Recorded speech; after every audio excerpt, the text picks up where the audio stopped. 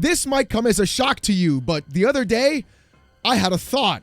I know, it's random, and quite often when it does happen, it's pretty insane and smoke comes out of my ears because in here, there's nothing. It's all empty, blank, space, sterile. But come on this ride with me for a real quick second. You see, when I had this thought, it really came about when I was scrolling through Twitter. And one thing that I noticed was a lot of news articles and a lot of pundits and a lot of analysts are saying things that they should have been saying 20 years ago. And that's kind of what's been concerning with me with the entire thing happening with PlayStation removing their physical discs in 2028 and what's happening right now with the entire backlash happening to it. I really feel like game developers, game publishers, game journalists, and even analysts in the game industry, I think they all think we're stupid. No, I'm serious. Hear me out on this. How many times have you seen an article? How many times have you seen a pundit? How many times have you seen anybody who's a gaming journalist say the most idiotic thing on Twitter or make the stupidest article you've ever actually seen, either by engagement farming or they actually believe what they're trying to say? None of it ever really pans out correctly, and it always seems so incredibly out of touch, almost as if they're all in collusion together.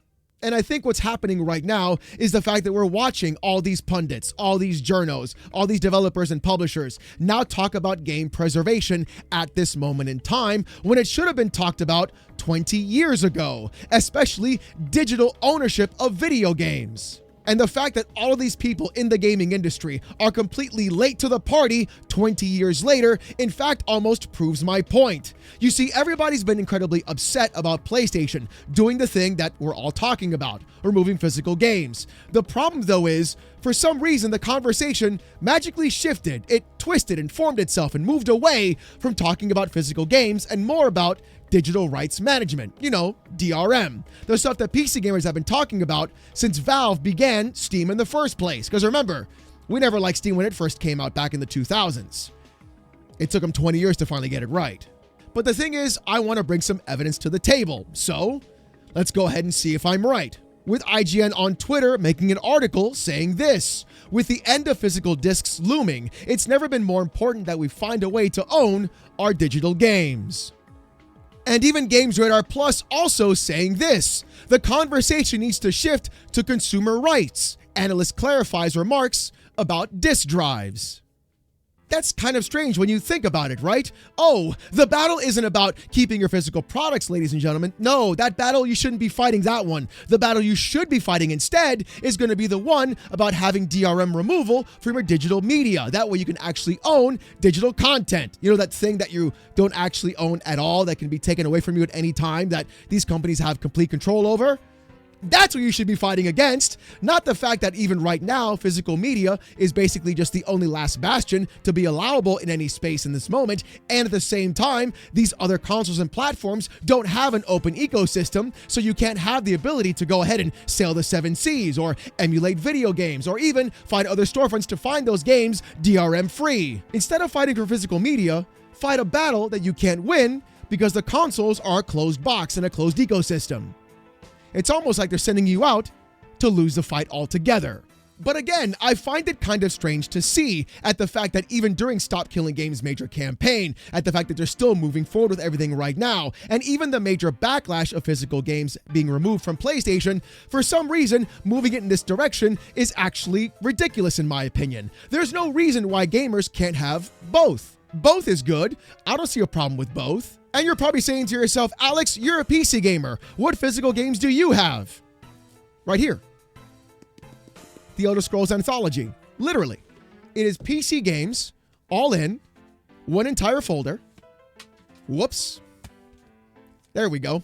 Every single folder has its own Elder Scrolls game with a physical CD. I can install the game, play it on my PC, and have access to it no matter what. I've got Daggerfall, I've got Morrowind in a physical disc, and I even have a copy of Skyrim that is unavailable for purchase because it is in fact the 1.0 launch. Exactly why physical media is actually important. Now let's be real, I can go online and find that copy of Skyrim if I want to, but that's because I'm lucky enough to game on PC and have it be an open platform. The problem is, many gamers right now, especially on console, don't have that luxury, and it would be a different conversation if in fact they did. It gets even worse though when previous executives and senior vice presidents of PlayStation are now claiming they're not the bad guy. Because according to The Gamer saying this, former PlayStation executive argues Sony aren't the bad guys in digital-only move. With the article saying various ex-PlayStation executives have spoken out about the issue, and the latest is Gordon Thornton, a former senior vice president in charge of PlayStation's global direct-to-consumer business, and the man credited with scaling the PlayStation Digital Store. He argues in Sony's favor, saying that the prices are set, quote, directly by the publisher, and that the company, quote, does not control pricing structures. Listen here, Thornton, we're going to stop you right there. You may have been a senior vice president at PlayStation. You may have helped facilitate the actual digital storefront that basically was part of what's happening right now. But the thing is, you're lying. Literally, you are lying. And I love the fact that I can call people out like that, and it's honestly so much fun. You see, we have been catching PlayStation literally price fixing their own customers using variable rate pricing, telling customers, hey, here's one price you can pay. When they sign in, they'll get a more expensive one instead. Literally, PlayStation controlling the pricing of those games by third-party publishers on their own storefront. And it gets even crazier, because not only can we catch these corpos in actual lies out of their own mouth, we can also catch them with lawsuits. With Gordon Thornton saying, quote, regarding allegations of monopolization and price manipulation, PlayStation operates on a buy/sell model where the publisher acts as the supplier, he said. Because the recommended retail price is set directly by the publisher, Sony does not control these pricing structures, which counter claims of unilateral price fixing. However, a quick fact check reveals a 2021 class action lawsuit filed by the state of California in which PlayStation is accused of establishing, quote, a monopoly over the sale of digital PlayStation games by removing digital sales from brick and mortar stores. The lawsuit states that Sony's monopoly allows it to charge super competitive prices for digital PlayStation games, which are significantly higher than their physical counterparts sold in a competitive retail market, and significantly higher than they would be in a competitive retail market for digital games.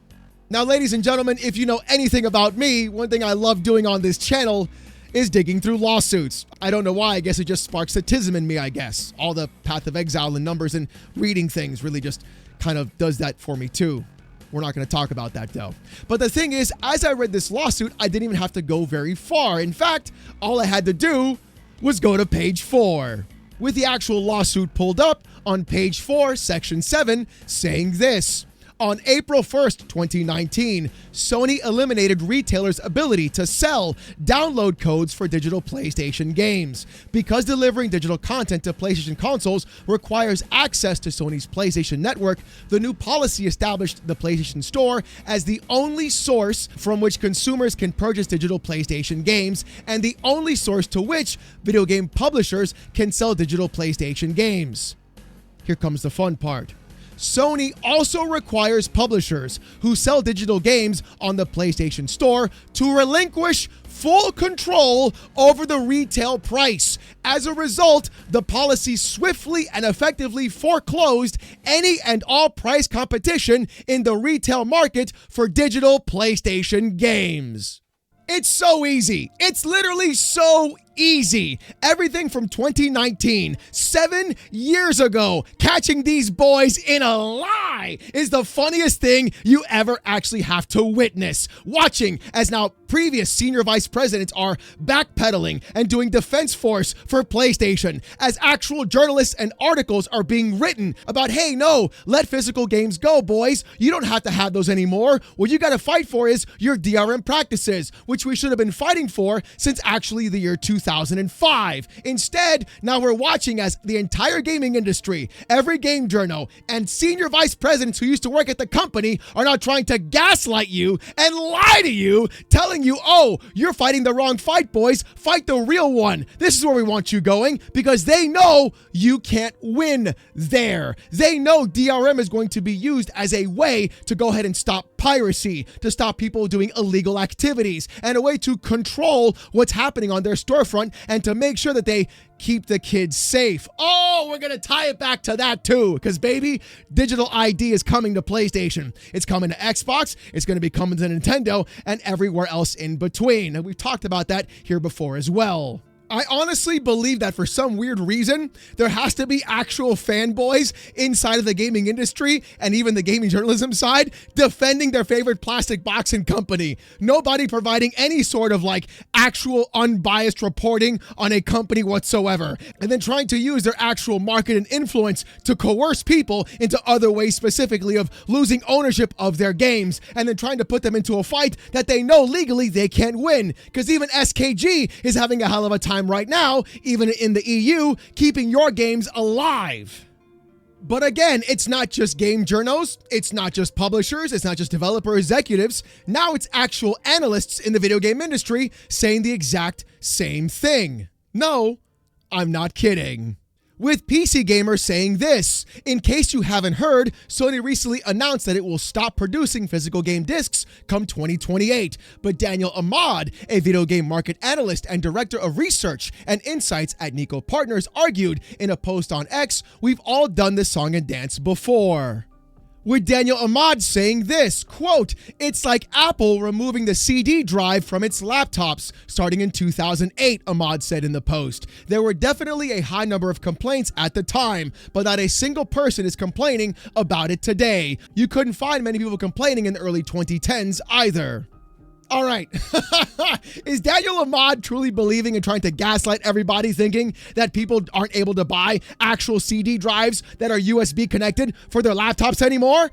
Ka-chow! It's right there, baby. That's why nobody cares about it anymore. The fact that even right now in 2026, I can go to Best Buy, I can spend $35, I can get myself a CD drive or a DVD drive or even a Blu-ray drive and attach it to my PC via USB and still use it as an optical drive is exactly why nobody cares right now. That's why this is an issue. And the fact that even today in 2026, I can still go out and buy actual physical games, not only just on PC, but also on everything else as well. Hell, even GOG got into the actual fight about this. Here's GOG on Twitter saying, "Download the offline installer of any of your games on GOG. Save it to a disk and it's yours forever. You don't need a storefront's permission to play what you bought." It's actually so easy and so very simple to sit there and just pop every single fallacy that these idiots and clowns in the gaming industry are trying to force onto you. Be the digital sheep. Go ahead and buy only digital. And this is coming from a guy who's all digital. I'm on PC and I know what's going to happen to you guys. That's why I'm ringing the alarm bells about this. The difference is I had the ability to go on GOG. I can go on Good Old Games. I can get DRM free titles. I can put those installers onto discs and I can have a physical copy of that game if I want to. I can go ahead and make sure that every game in my Steam library has a crack and I never have to worry about Steam getting into my content ever again, even if my account does get banned. I have the opportunity and the ability to do these things because of the platform I chose to game on. That was the decision. Go all digital, have the freedom. But the thing is, on console, you guys don't have that freedom. You guys are stuck behind the actual walled garden that PlayStation or Xbox or Nintendo have put upon you. And whether they go digital or not is not your choice. You have no out. You have no option. And the only option you do have right now to own your content is in fact to have it physical. Until they fix their DRM, until they allow other storefronts, until places like GOG are allowed on those actual consoles and PlayStation and Xbox and many others don't have a completely walled off garden, it has to be physical for you guys at this moment in time. And I know somebody's going to say, well, Alex, that's why you should fight for your digital rights. Yes, again, like I said before, we should have fought for that 20 years ago. Everybody knew back in 2005 what was going to happen. I called what was going to happen back in 2005. You know what's going to happen next? You're not even going to have a box or a console. You're going to stream everything onto your phone and then put it onto your TV that way and then Bluetooth a controller to it because these companies are not going to subsidize any more hardware for you. And they're going to use those AI data centers to stream that content to you so that way you don't even own the box that you bought the game on. But the article continues saying this. He does add one apt caveat to his comparison, saying that, quote, "This time a new laptop will cost $5,000, and my old one with a disk drive works just fine." Ahmad argued that this was an inevitable outcome for Sony. If not PS6, then PS7. Digital sales of full games have come to make up the overwhelming majority of sales for both PlayStation and Xbox. Therefore, quote, "The truth is that the console ecosystem is nearly entirely digital at this point." There it is again, ladies and gentlemen. I love the motto of the gaming industry. It's basically this: just give up. Do you want to own your games? No. Just give up. Do you want physical games? No. Just give up. That's all they're basically telling you. Oh, guys, we're doing it because of the actual market and we're just responding to how you guys buy things. No, you're not. You're doing it because you don't want to give a 30% cut to every other retailer and make less money from every digital sale. If you didn't, then you wouldn't have added variable rate pricing. If you didn't, then you wouldn't have added 14-day DRM. If you didn't, then you wouldn't have gone ahead and removed physical games altogether and then turned your actual disc-making factories into micro lenses for AI data centers. Pow! I'm telling you, boys, it's so easy to catch all these corpos in every single lie that they possibly bring up. But it's not just physical products that are a problem with PlayStation. No, no, not at all. It's the fact that PlayStation did this so quickly and did it so incorrectly and didn't provide anybody with any rights whatsoever to completely go ahead and make the entire internet and every PC gamer work collectively to make sure that every game will be preserved, no matter what. With TechDroider on Twitter saying this: Sony is in full panic mode right now. A Discord user named Arsentilla has reportedly managed to boot Astrobot on PC using Sharp Emu, a PS5 emulator for Windows PC. Astrobot is a 2024 PS5 exclusive, so seeing it even boot on a PC is huge. PS5 emulation development is moving crazy fast. Brother, these boys are cooked. Come hell or high water, every game will be preserved. Every game will be available. And no matter what any SVP, any analyst, any corpo, any journal actually says, we are going to make sure that as gamers, we have actual ownership of our games. We don't need to go ahead and fight for DRM. We don't need to go ahead and bow down to a corporation. All we got to do is say, you know what? If you don't want to give us the product that we want to buy, we're just going to take it. And take it we goddamn shall. The fact that it's 2026 and PS5 emulation hasn't seen any major increase ever since, except for the last 2 weeks, really goes to show that when you piss off the wrong people, honey, you've got a big storm coming. And I want this to be a clear message for PlayStation, for Nintendo, for Xbox, and every other game company as well. Sitting there and putting your actual consumers and customers through the ringer, trying to gain every penny out of their back pocket, when even right now, nobody can afford goddamn eggs, is actually insane to me. These morons, these clowns, these suits, these corpo are all walking around trying to make sure and use every excuse they possibly can to manipulate you, to gaslight you, to lie to you, all about this, all because they want to make sure you're just being a good consumer and spending the money the way you're supposed to, giving it all to them every single time. $80 video games, and if it's $80, it's not the whole game. It's got to be $100, and when the online comes out for GTA 6, it'll be another $50 on top of that too, with shark cards and expansion packs and all the other garbage they spend on that. At the end of the day, you'll spend about $4,000 on one fucking video game.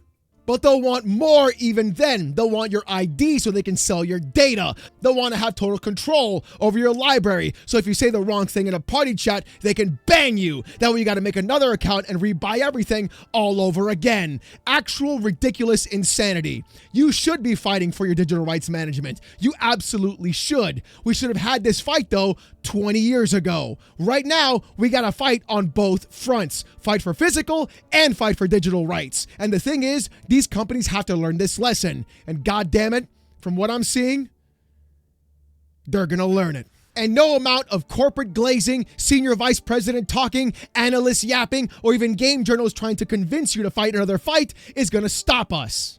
In my opinion, PlayStation did the one thing that I never thought they would actually do. Literally backstab their own user base.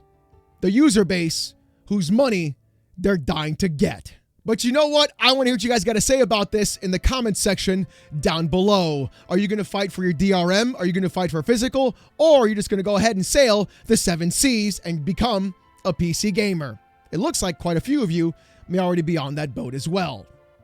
Yo ho ho, yo ho ho. But with this news coming out, I want to hear what you've got to say. And speaking about what you got to say, here's the comment of the day from yesterday's video. With Lone Wolf 55 saying this: Sony really picked a fight with gamers. We are stubborn, persistent, and beat bosses as a hobby. Literally, Lone Wolf, I am right there with you. Everything you said is actually completely true. And I really feel like PlayStation, the gaming industry, has no idea who, in fact, they've picked a fight with. But as always, ladies and gentlemen, if you want to see more of this kind of content, though, more PC port reviews, gaming news, Steam Deck videos, fanboy content, and live streams, subscribe to the channel. If you want Discord access or emotes during those live streams, become a YouTube member. It's as low as $1. Look, if you don't want to spend the buck, don't even sweat it. Just come on down to the live streams Saturday night, 8:45 p.m. Eastern, live right here on the channel as I wear a banana suit and get insulted with text-to-speech. Trust me, it's a hell of a show. You don't want to miss it. Saturday nights live, 8:45 p.m. Eastern, right here on this channel. Do you want even more of me, though? Check out Oh No It's Alex Gaming. Link to that channel is in the description down below. New videos go out on that channel every single Monday, and I live stream there daily from 10:30 a.m. to around 2 p.m. We're almost done with Black Myth Wukong, and then moving on to the Doom DLC and many other games after that. Trust me, you don't want to miss the streams there. Come on down, hang out with the community, and help me get you through your workday. With all that being said, though, thank you guys so much for watching. Hope you have a great one, and I'll see you gooners next time. Peace!